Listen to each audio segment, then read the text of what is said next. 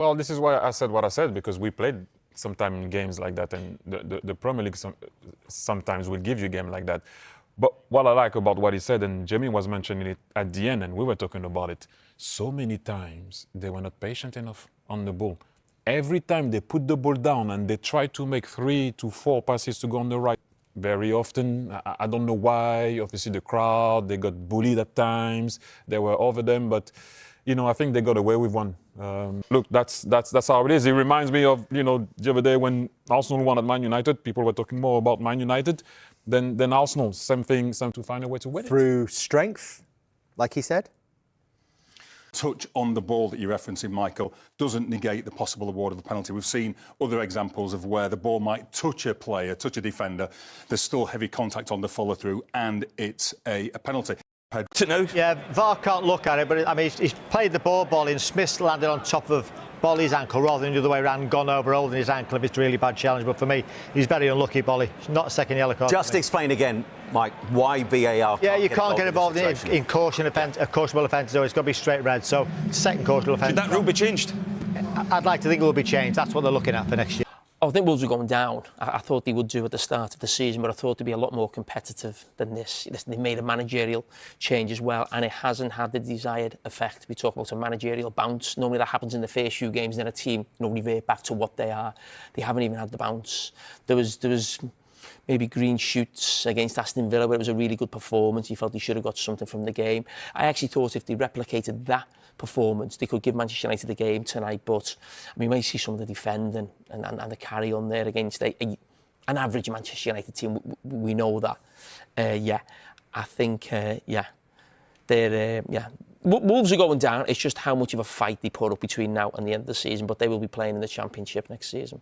And sum up Manchester United's performance firstly tonight. Well, I think overall, we had 70, well done, Stephen, I'm happy for you, sort of, but I'm gutted. I'm gutted, I am, I'm absolutely gutted, I am, I'm not going to lie, I'm sitting here and I'm devastated because, we played, that's all that matters. Trophy, like Lewis Nani said it before the game, all that matters is winning this game. It's a final. A lot of teams are lacking a bit of consistency, so if we can just pull, the next 5 fixtures for us are winnable games, so if we can pull together another 4 or 5 games, stay unbeaten, for us really this season, and it's mad to say this as a United fan, but especially after last year, if we can just get into Europe, if we can get to Champions League would be amazing, but just to get back into Europe would be massive for us.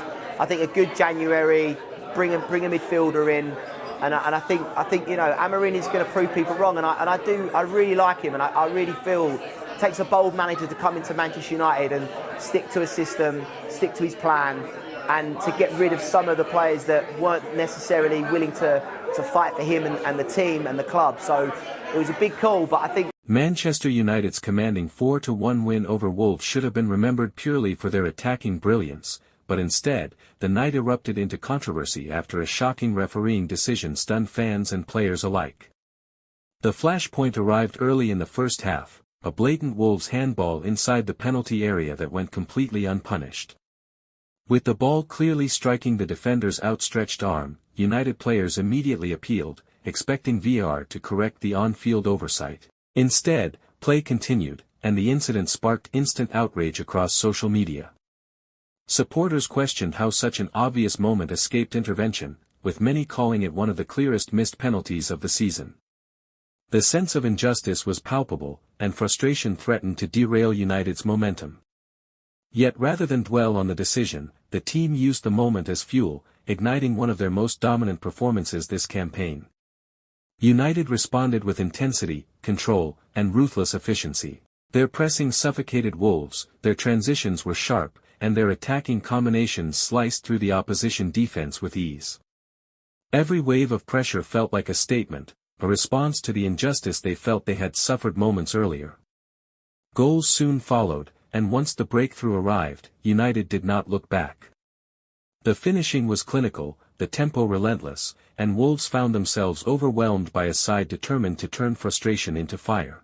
By the final whistle, the 4-1 scoreline reflected United's superiority, but the controversy lingered as the night's defining talking point.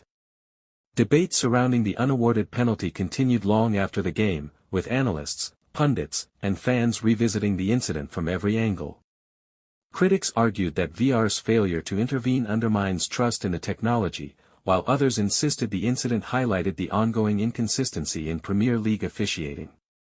Despite the uproar, Manchester United walked away with 3 points and a renewed sense of purpose. Their response to adversity showcased character, mentality, and a hunger to dominate, traits fans have long demanded. While the controversy will no doubt fuel discussions for days, United's performance ensured the narrative was not solely focused on officiating but also on their relentless display of quality and resilience.